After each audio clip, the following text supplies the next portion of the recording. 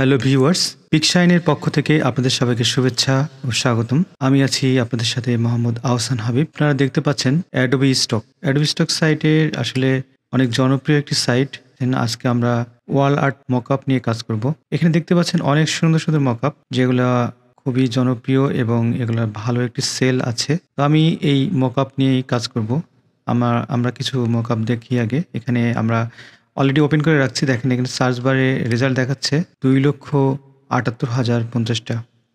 আসলে এই এতগুলো মকআপ এখানে আছে। এর ভিতরে আপনারা ঠিক এই মকআপগুলো আমি কেন ওপেন করেছি জাস্ট দেখানোর জন্য। এর থেকে দেখে আপনারা একটা ধারণা নিবেন। এই ধারণা নিয়েই আপনারা স্পেশালি মিডজার্নির মাধ্যমে কীভাবে মকআপ তৈরি করবেন এটা আজকে আমি দেখিয়ে দিব। এখানে দেখতে পাচ্ছেন অসংখ্য মকআপ আছে। এই মকআপের স্টাইলগুলো দেখব, দেখে ঠিক এই ক্যাটাগরির মকআপ আমরা তৈরি করব।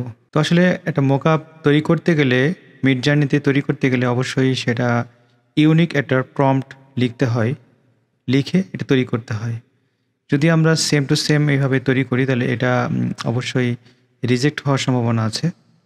তো আমরা কীভাবে একটা ইউনিক প্রম্পট তৈরি করব সেটা আজকে দেখব। তো এখান থেকে আমরা একটা পছন্দ করছি, এক্সাম্পল এটা নিচ্ছি। এটা নেওয়ার পরে দেখেন এখানে লেখা আছে mockup poster in modern living room, interior background, 3D illustration. আমরা এটা এইভাবে নিতে পারি। কপি করে আমরা যাব চ্যাটজিপিটি। তো আমরা এখানে একটা প্রম্পট নতুন করে নিব, এটা নিলাম। নেওয়ার পরে এখানে দেখেন আমরা লিখেছিলাম এভাবে ফর বেস্ট 20 প্রম্পটস। তো এটা এইভাবে আমরা কপি করে এখানে আমরা 20 প্রম্পটস মানে 20টা প্রম্পট আমরা নিব নতুন ইউনিক। এটা এইভাবে এন্টার দিলাম।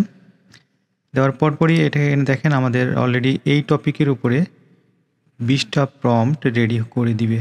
এরপরে এখান থেকে আমরা এটা কপি করছি, কপি করে মিডজার্নিতে যাব। ইমাজিন দেওয়ার পরে এখানে আমরা কম্পিউটার পেস্ট করব। করার পরে অবশ্যই আমরা 3:2 আর্ট রেশিও এটা দেওয়ার পরে আমরা এন্টার দিচ্ছি। তো দেখুন আমরা কিছুক্ষণের ভিতরে দেখতে পাবো যে আসলে আমাদের যেই প্রম্পটটা দিলাম এটার আউটপুট কেমন আসে। আমরা অপেক্ষা করছি।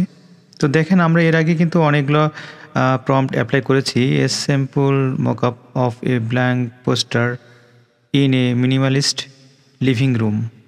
তো এটা দিয়ে আমরা কিন্তু ভালো ভালো কিছু ডিজাইন আমরা পেয়েছি। দেখেন আপনারা এখানে দেখতে পাচ্ছেন।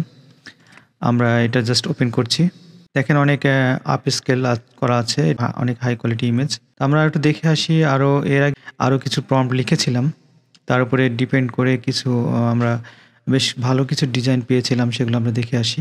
এখানে দেখতে পাচ্ছেন অনেক ভালো ভালো ডিজাইন আমরা এর আগে পেয়েছি। এগুলো ঠিক এইভাবে লিখে আমরা অনেকগুলো প্রম্পট তৈরি করে এইভাবে চ্যাটজিপিটির মাধ্যমে করে এইভাবে সাবমিট করেছি। দেখেন এখানে অনেক সুন্দর একটি ডিজাইন কিন্তু আউটপুট দিয়েছে। তো এইভাবে আমরা চ্যাটজিপিটি আমাদের একটা ইউনিক একটা প্রম্পট আমাদেরকে ডেলিভারি দিয়েছে। তো আমরা এখান থেকে কিন্তু এটা কপি করে জাস্ট দেখেন 20টা প্রম্পট আমরা নিয়েছি। এখানে 20 লিখেছিলাম, প্রম্পট দিয়েছে। তো আমরা এখান থেকে একটা করে কপি করে এভাবে আমরা অ্যাপ্লাই করে ইউনিক একটি ডিজাইন বের করতে পারবো ইনশাআল্লাহ। তো আমরা অলরেডি দেখতে পাচ্ছি আমাদের কিছুক্ষণের ভিতরে আমরা এটা আউটপুট দেখতে পারবো। অবশ্যই চলে এসেছি। দেখেন আমরা এখানে 4টা ডিজাইন পেয়েছি।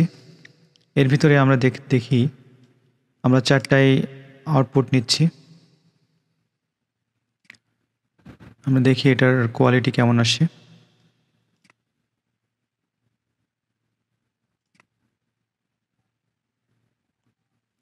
হ্যাঁ, আমরা 4টে নিয়েছি। এখানে আমরা দেখব আসলে কোনটা বেশ ভালো কোয়ালিটি আসছে।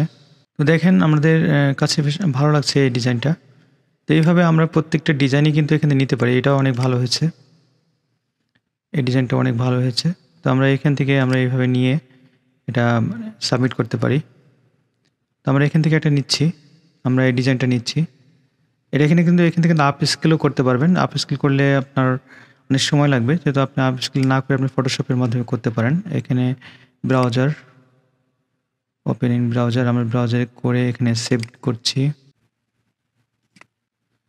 আমরা সেভ করলাম। এরপরে আমরা ফটোশপে যাচ্ছি।